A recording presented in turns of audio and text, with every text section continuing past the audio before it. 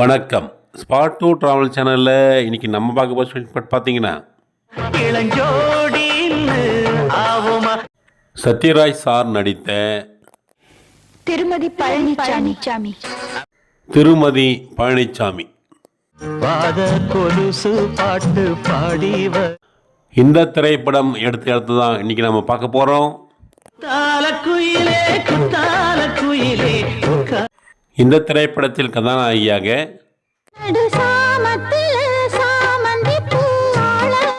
Sukanya madam நடிச்சிருப்பாங்க.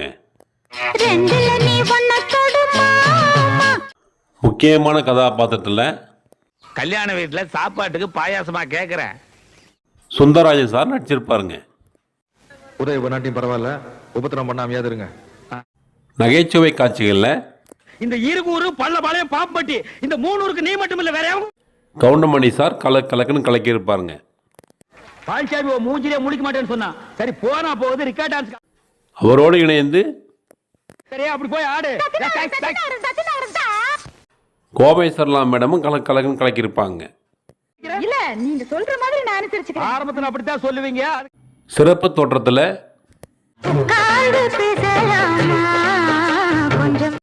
Rekha madam நடிச்சிருப்பாங்க. நம்மனால அந்த பொண்ணை பார்க்காம இருக்க முடியலைங்கண்ணா. அந்த உனக்கு இருக்கிற ஏன் அப்படி மற்றொரு சிறப்பு தோற்றத்தில் டியூஷன் சொல்லி கொடுக்கும் போதே இந்த பாடுபடுத்துறியே பாத்தி சாய் காந்திமதி மேடம் நடிச்சிருப்பாங்க. புள்ள என்ன பண்ண லேசா தேய்ச்சா தேஞ்சா போட்ட. இந்த திரைப்படம் 1992ஆம் ஆண்டு வெள்ளித்திரையில் வெளிவந்த ஒரு சூப்பர் டூப்பர் திரைப்படங்க. இந்த திரைப்படத்தில் இருகூர்னு சொல்லி ஒரு ஊர் பேர் சொல்லியிருப்பாங்க. இப்படியே போனா இருகூர் வருங்களா? வராதுங்கண்ணா ஓனாத்தான் வரும். அந்த இருகூரில் தாங்க சுகன்யா மேடமோட வீடு இருக்க மாதிரி காமிச்சிருப்பாங்க. இருகூர்ல உங்களுக்கு தெரிஞ்சவங்க யாராவது இருந்தா அவங்க மூலியமா அந்த பொண்ணை பார்க்க. அதே ஊரில் தாங்க சுந்தரராஜ் சாரோடைய பெட்டி கடை இருக்கிற மாதிரி காமிச்சிருப்பாங்க. அந்த பிள்ளை பாக்குறதுக்கு தானே வந்த நாங்கெல்லாம் சுருக்கமாக சொல்லணும்னா இந்த திரைப்படத்தில் வரக்கூடிய சுகன்யா மேடமோடைய வீடு எங்கே இருக்குது, அது இன்னைக்கு எப்படி இருக்கும். இந்த திரைப்படம் 1992ஆம் ஆண்டு வெள்ளித்திரையில் வெளியே சொன்னாங்க. இன்னைய கணக்கு படி பார்த்தா சரியாக 33 வருடங்கள். 33 வருடங்களுக்கு பிறகு அந்த வீடு எனக்கு எப்படி இருக்கும். இந்த திரைப்படத்தில் இருக்கக்கூடிய காட்சிகளோடும் இன்றைக்கு அங்கே இருக்கக்கூடிய நேரடி காட்சிகளோடும் ஒப்பிட்டு இந்த வீடியோ பார்க்க போகிறோம். இந்த திரைப்படத்தில் இருகூர்னு சொல்லியிருப்பாங்க பார்த்தீங்களா, அந்த இருகூர் கிடையாதுங்க அந்த ஊர் பேர். இந்த இடம் எங்கே இருக்குன்னா கோவை மாவட்டத்துக்கு உட்பட்ட பொள்ளாச்சி. பொள்ளாச்சியிலேருந்து சுமார் 8 கிலோமீட்டர் தொலைவு போனால் சி கோபாலபுரம்னு ஒரு ஊர் வருங்க. நீங்கள் பார்த்துட்டு இருக்க இந்த ஊர் தாங்க அது. இந்த ஊர் தாங்க இருகூர்ன்ற பேரில் இந்த திரைப்படத்தில் காமிச்சிருப்பாங்க.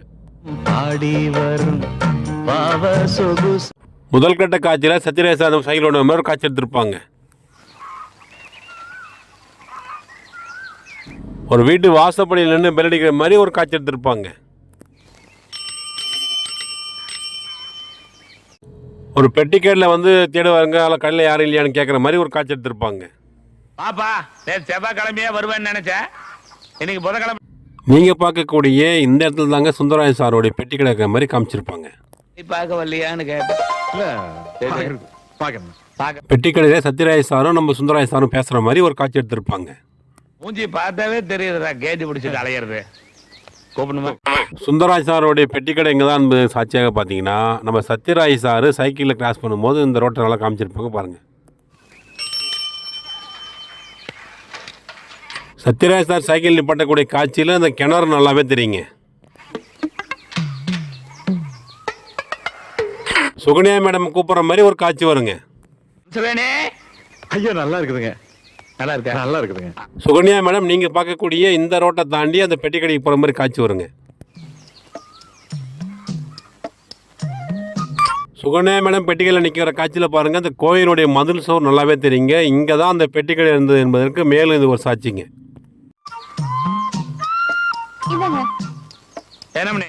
சத்யராஜ் சார்கிட்ட சுகன்யா மேடம் சுந்தரராஜ் சார் அறிமுகப்படுத்தி வைப்பாருங்க. அந்த காட்சியில் சொல்லுவார், தப்பு எங்கே இருந்தாலும் தட்டி கேட்பாங்கன்னு. தப்பு எங்கிறதால தண்டிச்சு கேட்குற பொண்ணு. ஒரு பெரிய ஒரு சின்ன பையன் மேலே சைக்கிளில் மோதி கீழே விடுற மாதிரி ஒரு காட்சி வருங்க.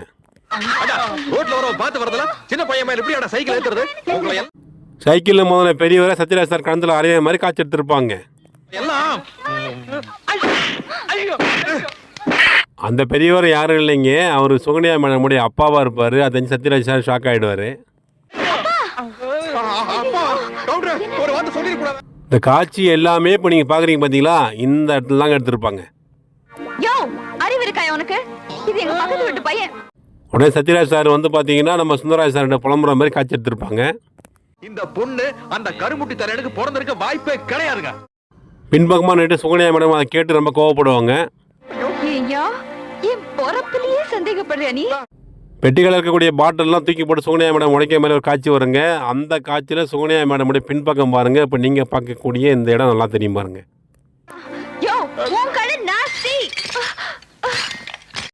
இப்போ நீங்கள் பார்க்கக்கூடிய இந்த இடத்த தாங்க சுகன்யா மேடமுடைய வீடாக காமிச்சிருப்பாங்க. இது இந்த பெட்டி கடைக்கு பக்கத்திலே இருக்குது. அதுக்காக தான் அந்த பாட்டில் உடைக்கிற காட்சி உங்களுக்கு நான் ஒப்பிட்டு காமிச்சேன். பால்காரன் பெல் அடிச்ச மாதிரி இருந்துச்சே. நீங்கள் பார்க்கக்கூடிய இந்த திண்ணையில் உட்காந்துட்டு தான் சுகன்யா மேடம் டியூஷன் நடத்துகிற மாதிரி காட்சிகள் எடுத்திருப்பாங்க.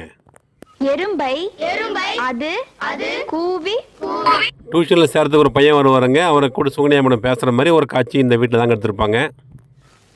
நீதான் அம்மணி அக்கா சொன்ன பையனா? ஆமாங்க டீச்சர். ஆமா. உனக்கு எதனா சந்தேகம்னா என்கிட்ட கேள்பான்னு சொல்லி சுகன்யா மேடம் சொல்கிற மாதிரி ஒரு காட்சி வருங்க. ஏதாவது சந்தேகம் வந்தா கேளு. சரிங்க டீச்சர். உட்காரு. பரவாயில்லைங்க டீச்சர். அந்த பையன் தவறான ஒரு இதை பற்றி கேட்பாருங்க. சுகன்யா மேடம் இதான் ஒரு சந்தேகமானு சொல்லிட்டு பலான கணத்தில் அறையிற மாதிரி ஒரு காட்சி எடுத்திருப்பாங்க. இதான் உன் சந்தேகமா ராஜா? ஆமா டீச்சர்.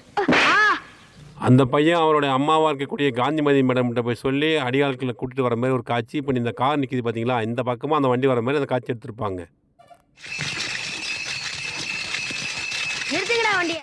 அந்த காட்சி இங்கே தான் எடுத்தாங்க. நமக்கு சாட்சியாக பார்த்தீங்கன்னா அந்த வண்டி பாருங்கள் பின்பக்கம் ஓட்டி விட்டு தெரியும். இப்போ நீங்கள் பார்க்குறீங்க பார்த்தீங்கன்னா அந்த ஓட்டி விடுதாங்க. அதில் கொஞ்சம் கலர் மட்டும் தான் மாறி இருக்குது. மற்றபடி வீடு அப்படி தாங்க இருக்குது. இந்த வீடு தாம்மா. காந்திமதி மேடம் சுகன்யா மேடம் கூப்பிட்ற மாதிரி ஒரு காட்சி வருங்க. அந்த காட்சி இந்த வாசப்படியில் எடுத்திருப்பாங்க. அப்போ பாருங்கள் ஒரு கூரை வீடு தெரியும் அந்த இடத்துல. அந்த கூரை வீடு மாதிரி இப்போ ஓட்டு வீடாக தெரியுது பாருங்கள். கை நீட்டி அடிச்சவா சுகன்யா மேடம் நீங்கள் பார்க்கக்கூடிய இந்த இடத்துல நின்று பேசுகிற மாதிரி காட்சிகள் வருங்க.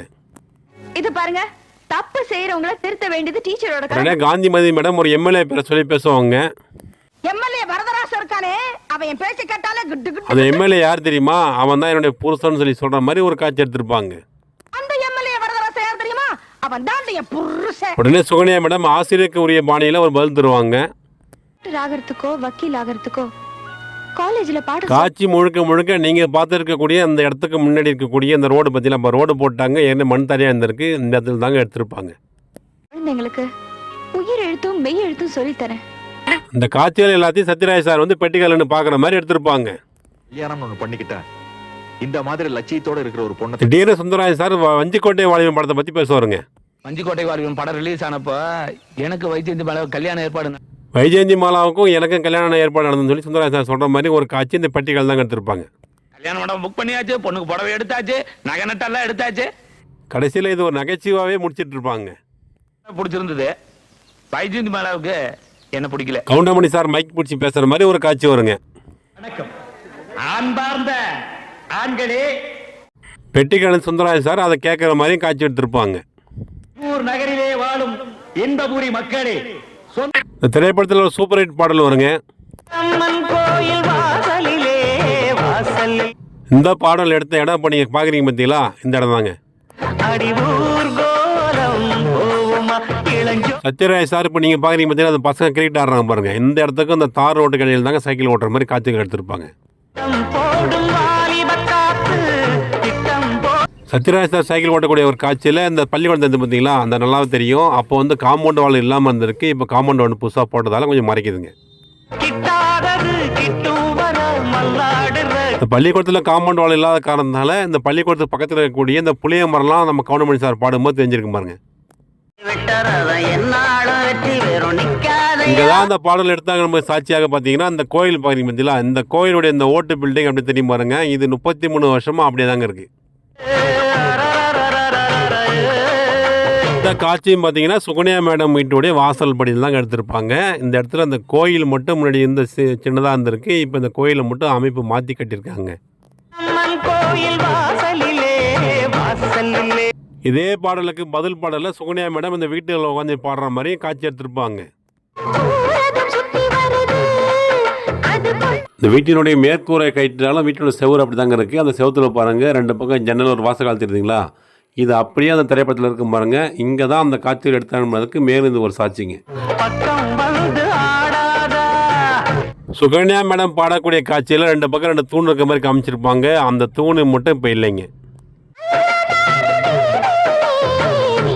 மேலும் இந்த வீடு தான் சுகன்யா மேடமுடைய வீடாக காட்டப்பட்டது என்பது சாட்சியாக பார்த்தீங்கன்னா, இந்த வீட்டினுடைய உரிமையாளர் திரு செந்தில் அவர்கள் நம்ம ஸ்பாட் டூ டிராவல் சேனலுக்காக அந்த இடங்களை பற்றி நேரடியாக சொன்னார். அதற்கான காட்சி பதிவு இங்கே தாங்க திருமதி பழனிசாமி படத்தில் சூன்யா வந்து இங்கே தான் உட்காந்து குழந்தைங்களுக்கு டியூஷன் எடுத்தாங்க.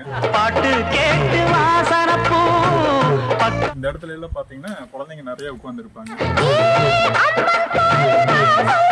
வீடியோ எடுக்க அனுமதி அளித்தது மட்டும் இல்லாமல் நேரடியாகவே வந்து எந்தெந்த காட்சிகள் எங்கே எடுத்தாங்க என்பதை பற்றி நமக்கு நேரடியாக விளக்கினாருங்க.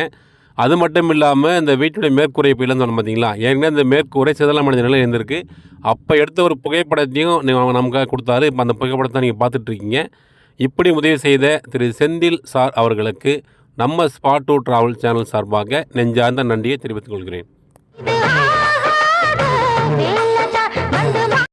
அப்படியே இந்த பாடல் இரவு நேரத்தில் பாடுற மாதிரியும் காட்சி எடுத்திருப்பாங்க. அந்த காட்சியில் பாருங்கள், சத்யராஜா சைக்கிள் கொண்டு போது கேமரா அங்கேருந்து இந்த வீட்டுக்கு கொண்டு வருவாங்க பாருங்கள்.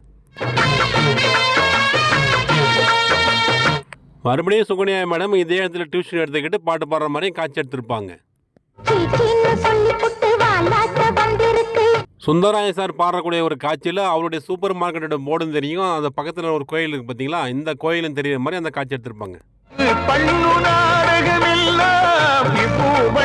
இரவு முடிந்து விடிய காலையில் சத்யராஜா சைக்கிள் ஓட்டிட்டு பாடுவாருங்க. அந்த நேரத்தில் சுகன்யா மேடம் குளிப்பாங்க பார்த்தீங்களா, அந்த காட்சி நீங்கள் பார்க்கக்கூடிய இந்த இடத்துல எடுத்து தான் இந்த வீட்டினுடைய உரிமையாளர் திரு செந்தில் சார் அவர்கள் நம்மகிட்ட சொன்னாருங்க. அந்த இதெல்லாம் இருந்துச்சு, போகிறதுங்காட்டி அந்த குழி தெரியல. இந்த இடத்த குளிக்கிற மாதிரி எடுத்திருப்பாங்க. சுகன்யா மேடம் வீட்டுக்குள்ள வந்து வெளியே வந்து பாட்டு பாடுற மாதிரி ஒரு காட்சி வருங்க. அந்த காட்சியில் சுகன்யா மேடமுடைய பின்பக்கம் பாருங்க. இப்போ நீங்கள் பார்க்கக்கூடிய இந்த வீடு நல்லாவே தெரியும். இங்கே தான் இந்த காட்சிகள் எடுத்தாங்க என்பதற்கு மேலும் இது ஒரு சாட்சிங்க. சத்யராஜ் சார் சைக்கிள் ஓட்டக்கூடாதுன்னு சொல்லி வில்லங்கள் மறிக்கிற மாதிரி ஒரு காட்சியும் இதே கிரௌண்டில் தான் எடுத்திருப்பாங்க. ஒரு 15 நிமிஷம் இன்னும் ஓட்டி முடிக்க வேண்டியிருக்கு. முக்கியமான விஷயம் பேசணும்னா அப்படி சத்யராஜ் சார் சைக்கிள் இருந்தபடியே வில்லங்களோட சண்டை போடக்கூடிய காட்சியும் இங்கே தாங்க எடுத்திருப்பாங்க. மைக் செட்டில் நானும் ஆணையிட்டார் என்ற பாடல் ஒலிக்குங்க. இந்த கார் நிற்கிறது பார்த்தீங்களா, இந்த பகுதியில் வந்து ரேகா மேடம் தோளில் பேக் மாட்டி நடந்து வர மாதிரி காட்சி எடுத்திருப்பாங்க.